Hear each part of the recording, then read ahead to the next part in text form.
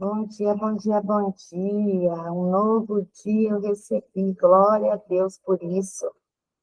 Glória a Deus. Um novo dia, estamos iniciando aí um novo amanhecer, um novo dia, uma nova manhã, uma nova oportunidade. Que Deus ele possa estar conosco, ele possa estar presente em todo o decorrer do nosso dia. Ah, Senhor, nosso Deus, nós te agradecemos, Pai. Te agradecemos por o Senhor estar aqui conosco, te agradecemos pela tua bondade, pela tua presença, pelo teu amor. E te pedimos, fica conosco, abre os nossos olhos, nossos ouvidos, a nossa alma, para que possamos compreender cada vez mais de ti, para que possamos entender tua palavra, para que possamos ter relacionamento com o Senhor, para que possamos ter intimidade com o Senhor. Por isso, Pai, nós pedimos, fica conosco, em nome de Jesus, amém? O nosso devocional de hoje, ele diz assim: não deixe para amanhã, não te furtes a fazer o bem, aquele de direito, estando na tua mão o poder de fazê-lo. Não digas ao teu próximo, vai, volta amanhã, então te dareis, então te darei, se os tem agora comigo. Provérbios 3, 27, 28. Apesar de não citar este termo, Salomão está, está neste provérbio, apresentando uma ação de procrastinação. Procrastinação é o hábito de adiar tarefas importantes, mesmo sabendo que precisam ser feitas. Pesquisas mostram que a procrastinação reduz a produtividade, gera estresse, prejudica o desempenho no trabalho e nos estudos, além de impactar salários, oportunidades e crescimento pessoal. Ela nos coloca em passividade e muitas vezes recorremos a inúmeras desculpas para justificar o porquê da inatividade, como falta de tempo, recurso ou até esquecimento. Vejamos o ensinamento de Salomão. Neste Provérbios, primeiro o bem a ser feito é o de direito da pessoa.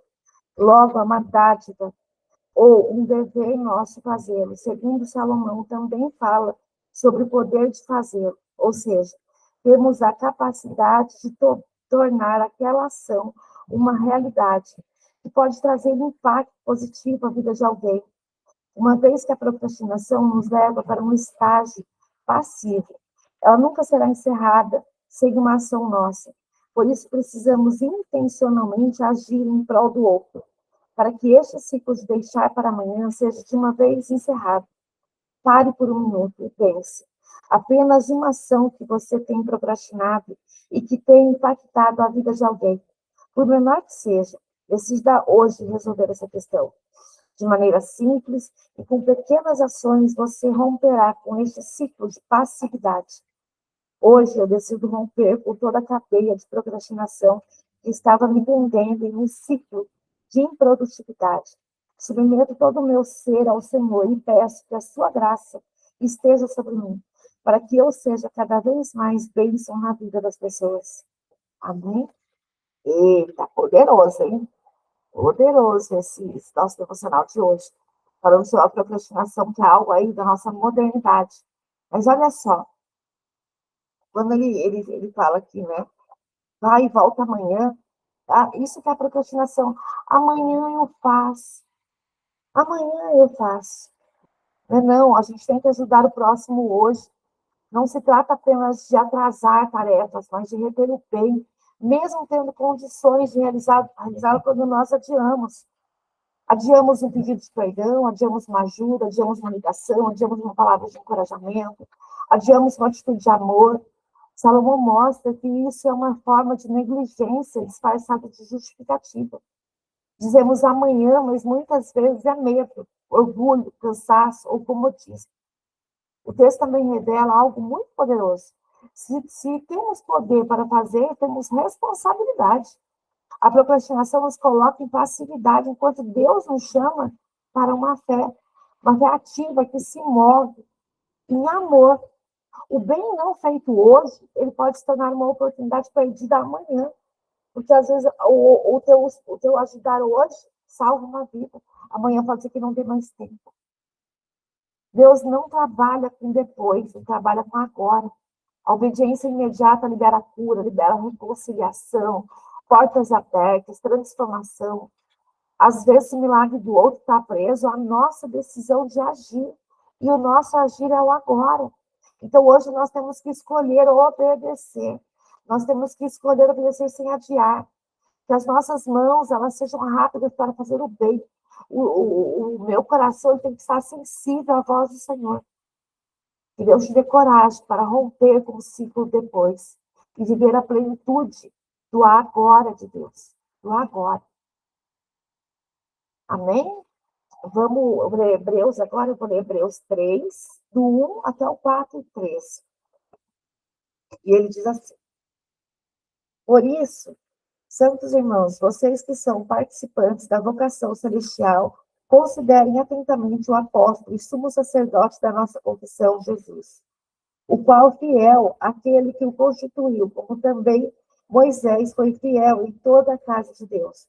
No entanto, assim como aquele que edifica uma casa tem maior honra do que a casa em si, também Jesus tem sido considerado digno de maior glória do que Moisés, pois toda a casa é edificada por alguém, mas aquele que edificou todas as coisas é Deus. E Moisés foi fiel em toda a casa de Deus, como servo para testemunha das coisas que haviam de ser anunciadas. Cristo, porém, como filho, é fiel em sua casa. Esta casa somos nós. Se guardamos firmes a ousadia, a exultação da esperança, o perigo da incredulidade e da obediência. Por isso, como diz o Espírito Santo, hoje, se ouvirem sua voz, não endureçam o coração, como foi na rebelião, no dia da tentação, no deserto, onde os pais de vocês me tentaram, pondo-me à prova, e viram as minhas obras durante 40 anos. Por isso me indignei com essa geração e disse: o coração deles sempre se afasta de mim, e eles não conheceram os meus caminhos. Assim jurei na minha ira: não entrarão no meu descanso. Tenham cuidado, irmãos, para que nenhum de vocês tenha um coração mau e descrente que se afaste do Deus vivo. Pelo contrário, animem-se uns aos outros todos os dias, durante o tempo que se chama hoje, a fim de que nenhum de vocês seja endurecido pelo engano do pecado, porque temos nos tornado participantes de Cristo, se de fato guardarmos firmes até o fim a confiança que desde o princípio tivemos. Como se diz, hoje, se ouvirem a sua voz, não endureçam o coração, como foi na rebelião. E quem foram os que ouviram, mesmo assim, se rebelaram? Não foram todos os que saíram do Egito por meio de Moisés? Ele contra quem Deus se indignou durante 40 anos? Não foi contra os que pecaram, cujos cadáveres caíram no deserto? E a quem jurou que não entrariam no seu descanso, senão aos que foram desobedientes? Assim vemos que não puderam entrar por causa da incredulidade, a entrar no descanso de Deus pela fé. Vai até o 3. Portanto, visto que nos foi deixada promessas de entrar no descanso de Deus, tenhamos cuidado para não parecer que algum de vocês deixou de alcançá-la, porque também a nós foram anunciadas boas novas, exatamente como aconteceu com eles. Mas a palavra que eles ouviram não lhes trouxe proveito, porque não foram unidos por meio da fé com aqueles que ouviram. Nós, porém, entramos no descanso conforme Deus disse. Assim jurei na minha ira, não entrarão no meu descanso. Ele disse isso, mesmo que as obras já estivessem concluídas, desde a fundação do mundo, porque em certo lugar, assim disse a respeito do sétimo dia. No sétimo dia, Deus descansou de todas as obras que tinha feito. E, novamente, no mesmo lugar, não entrarão no meu descanso, visto, portanto, que resta entrarem alguns naquele descanso, e que por causa da desobediência não entraram aqueles os quais anteriormente foram anunciadas as boas novas. De novo, determina certo dia, hoje, falando por Davi, muito tempo depois, segundo antes tinha sido declarado. Hoje, se ouvirem a sua voz, não endureçam o coração. Ora, Se Josué lhes tivesse dado descanso, não falaria posteriormente a respeito de outro dia. Portanto, resta um repouso sabático para o povo de Deus, porque aquele que entrou no descanso de Deus, também ele mesmo descansou de suas obras, como Deus descansou das suas. Portanto, esforcemo-nos por entrar naquele descanso, a fim de que ninguém caia segundo aquele exemplo de desobediência. Porque a palavra de Deus é viva e eficaz, e mais cortante do que qualquer espada de dois gumes, e penetra até o ponto de dividir alma e espírito juntas, e medula, e é apta para julgar os pensamentos e propósitos do coração. E não há criatura que não se manifesta na sua presença, pelo contrário, todas as coisas estão descobertas e expostas aos olhos daquele a quem tememos, aqueles que temos que prestar contas. Amém? Eita, palavra poderosa. Ele está falando com o nosso devocional. Está falando, é hoje. Não deixa para amanhã. A bênção é hoje. Ele diz assim, né? Se ouvides a voz do Senhor, se ouvides a sua voz. Esse texto ele faz um contraste entre dois caminhos. O povo que viu o milagre, mas endureceu o coração, e do povo que entra no descanso porque confia e obedece. Jesus é maior que tudo. O autor começa nos lembrando, Jesus é maior que Moisés. Foi fiel como servo, mas Jesus é o filho, o dono da casa. Isso nos ensina que a nossa fé não está em sistemas, em líderes ou tradições, mas está em Cristo. Ele não apenas nos guia, ele nos dá ele é o nosso descanso, ele nos dá o descanso. Nós temos que tomar cuidado com o perigo de um coração endurecido. Hoje, se ouvir sua voz, não endureçais o vosso coração. O povo estava no deserto, ouviu milagres, provou do Deus, do cuidado de Deus, mas não confiou. Eles não entraram no descanso, né, não por falta de promessa, mas por falta de obediência. O endurecimento começa pequeno. Desânimo, murmuração, resistência, justificativas. O descanso ainda está disponível. A promessa não acabou. Ainda há um descanso preparado por Deus. Esse descanso não é apenas parar de trabalhar, mas é confiar, é entregar o controle nas mãos de Deus, é descansar no que Cristo já fez. Entramos nesse descanso quando paramos de tentar merecer e passamos a crer em Deus. A palavra revela o coração. A palavra de Deus ela é viva, ela é eficaz e mais cortante que a espada. Ela não apenas ensina, ela examina. Nada está escondido diante de Deus. Ele vê aquilo que carregamos no coração. Mas essa revelação não é para condenar, é para curar. Hoje Deus está dizendo, não endureça, não adie, não resista, confie, entre no descanso, que vem da obediência, que vem da fé, que vem da entrega. Então, seja fiel, esteja presente, esteja ali em oração com o Senhor. Vamos ler Gênesis 48, mas deixa só eu pegar uma água. Peraí, só um pouquinho. Só pegar uma água aqui.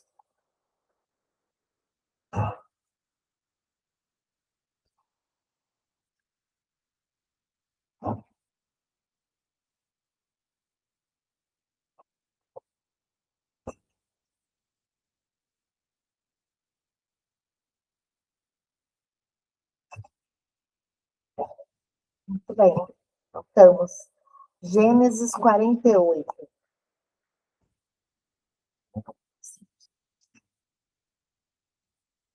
Gênesis 48 diz assim: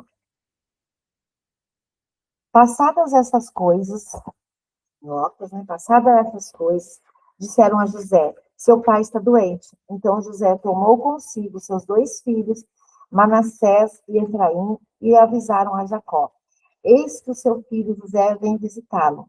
Israel fez um esforço e se sentou na cama. Então Jacó disse a José: o Deus Todo-Poderoso me apareceu na cidade de Luz, na terra de Canaã, me abençoou e me disse: eis que o farei fecundo e o multiplicarei.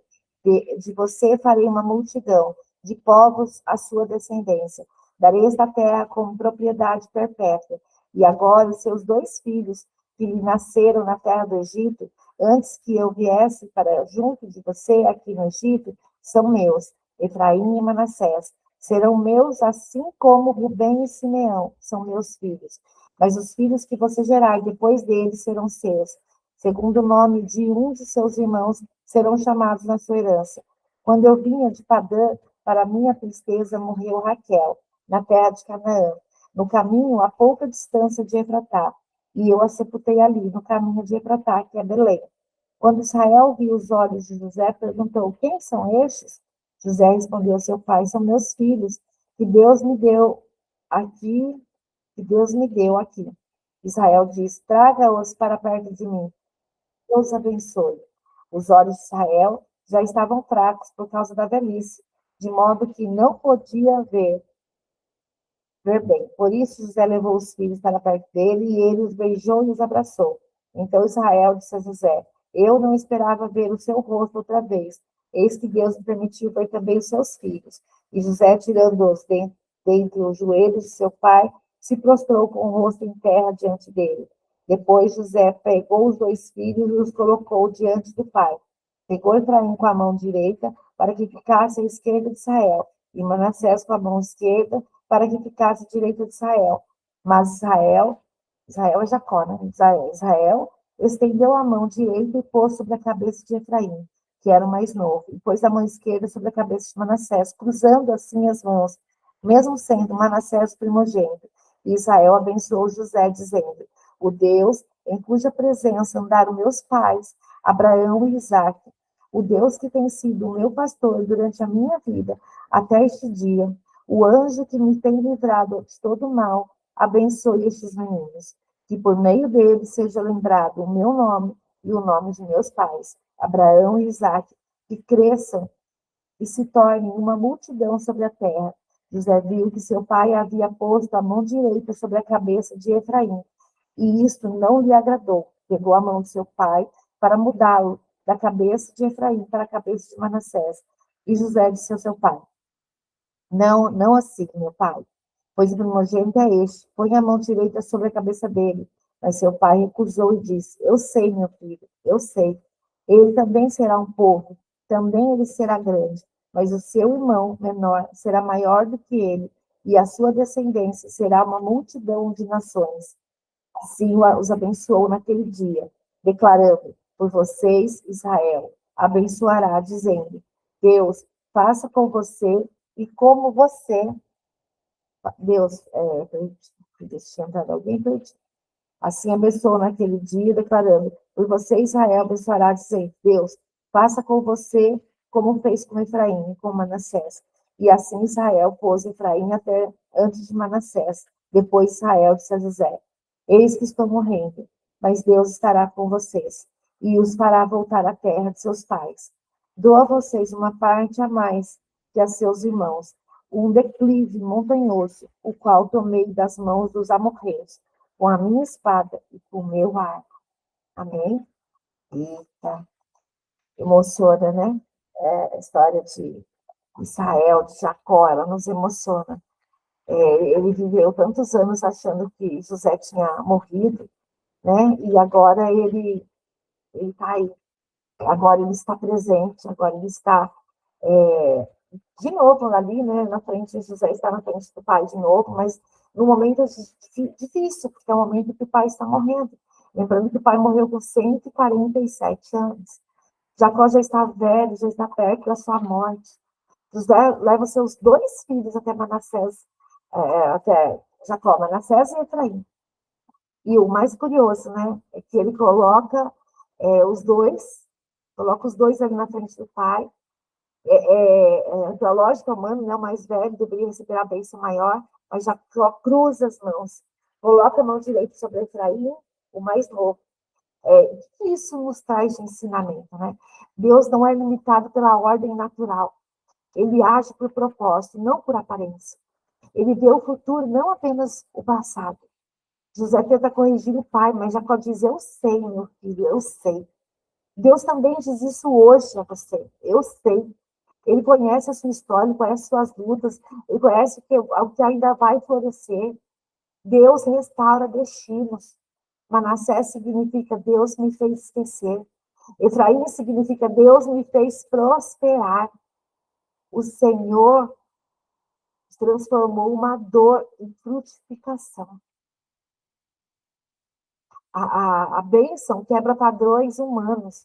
Não é posição, é propósito. A fé abençoa gerações futuras. Jacó não pensou só em si, mas ele pensou no amanhã. No amanhã. Olha que lindo, né? É isso, a gente pensar em receber as bênçãos do Senhor hoje, pensar no amanhã. O amanhã será melhor que hoje. E Deus está conosco. Deus fala para nós fazermos a nossa parte hoje, que Ele está preparando o nosso amanhã. Amém, gente? Vou ler aqui os Salmos 38. O meu salmista hoje faltou. É que eu antecipei também um pouquinho hoje. Salmos 38, ele diz assim: oração de um pecador aflito. Não me repreenda, Senhor, na tua ira, nem me castigues no teu furor. Crava-se em mim as tuas setas, a tua mão recai sobre mim. Não há parte sã na minha carne por causa da tua indignação. Não há saúde nos meus ossos por causa do meu pecado, pois já se elevam acima da minha cabeça as minhas iniquidades. Como fardos pesados excedem as minhas forças. Tenho feridas que cheiram mal, e estas são cheias de pus por causa da minha insensatez. Sinto-me encurvado e muito abatido. Ando de luto o dia todo. Os meus lombos ardem e não há parte sã na minha carne. Estou aflito e muito quebrantado. Dou gemidos por causa do desassossego do meu coração. Na tua presença, Senhor, estão os meus desejos todos, e a minha ansiedade não te é oculta.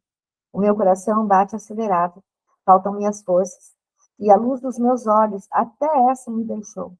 Os meus amigos e companheiros afastam-se da minha desgraça. Os meus parentes ficam de longe, amocilados contra mim. Os que tramam tiram minha vida. Os que me procuram fazer o mal dizem coisas perniciosas. Imaginam engano todo dia. Mas eu, como surdo, não ouço. E qual mudo, não abro a boca. Sou como quem não ouve e em cujos lábios não há réplica. Pois em ti, Senhor, espero. Tu me responderás, Senhor, Deus meu.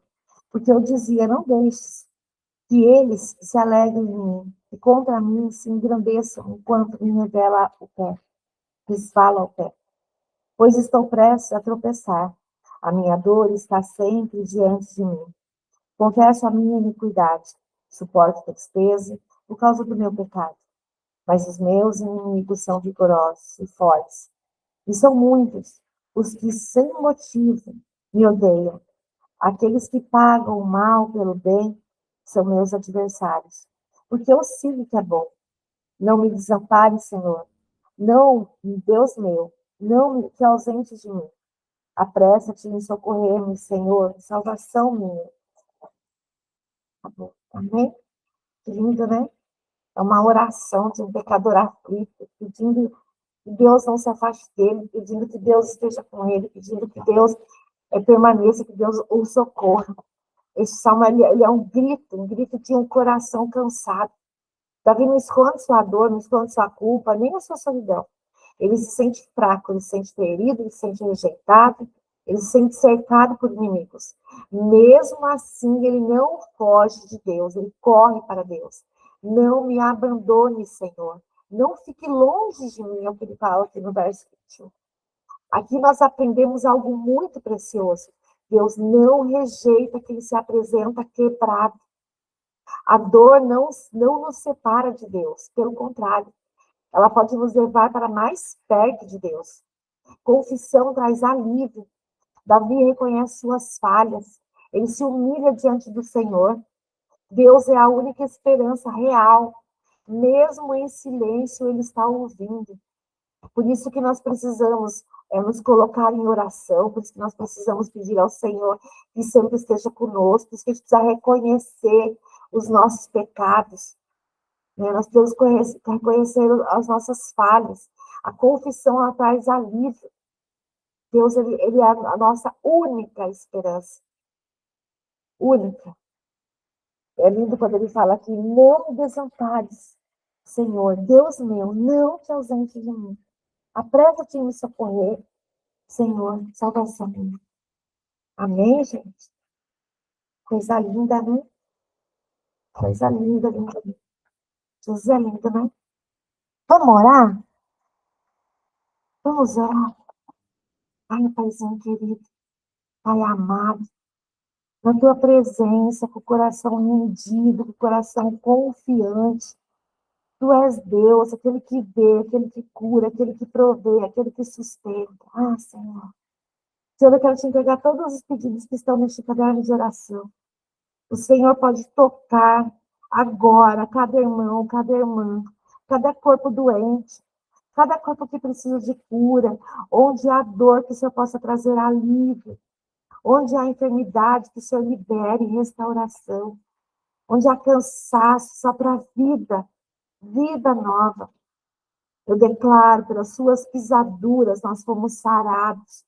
Pelas suas pisaduras a Aline será sarada. O pai do Guto, o pai da Tânia, a família da Maria. Tantas pessoas às quais nós temos orado. A sogra e a mãe da Claudete. Tantas pessoas, Paizinho. Tantas pessoas às quais nós temos orado, pedidos que têm chegado até nós. Um amigo da Alessandra, que ela trouxe pedido ontem. Pai, abre as portas que ninguém pode abrir. Abre as portas, Pai, de emprego para os seus filhos. Libera, Pai, oportunidades, entrevistas, contratos, promoções, recursos. Que nada falte e que sobre para abençoar os outros. Libera portas de emprego para a filha da Fran, do Rosendo, para o irmão do Beto, para ter mais pessoas que estejam precisando. Obrigada, Senhor, porque mesmo antes de vermos, Tu já está agindo. Obrigada pela vida, pela proteção, pela tua fidelidade, pelo amor sem fim, pela nossa casa, pelo nosso carro, pelo nosso trabalho. Obrigada, Senhor. Eu declaro que hoje será um dia de paz, de avanço, de milagres. Caminharei debaixo da tua graça, da graça de Deus, caminharemos. A nossa casa ela é protegida, nosso trabalho é abençoado, a nossa saúde ela é restaurada. O nosso coração é cheio de esperança. Ah, Pai, nós profetizamos nesse momento, eu quero profetizar na vida de cada irmão, que portas serão abertas, portas se abrirão, boas notícias chegarão, que a presença de Deus, ela irá à sua frente. Você será a resposta de oração para alguém. Bênçãos do Senhor virá sobre a casa de cada irmão, cada irmã. Pai, cuida dos nossos pastores, dos líderes de cada ministério da nossa igreja, do pastor André Vadão, dos nossos líderes, a Gabriela, o esposo, o Júlio e a Janaína, seus filhos, que as bênçãos do Senhor recaiam sobre cada irmã do nosso GC. É o que eu te peço, te agradeço, em nome de Jesus. Amém? Até amanhã, gente. Amanhã, às 7 horas da manhã, estarei aqui com vocês. Quem puder estar aqui, 7 horas da manhã. Quem não sabe onde que é aqui, manda um oi para mim, que eu mando o link do Meet para você estar com a gente. Até amanhã.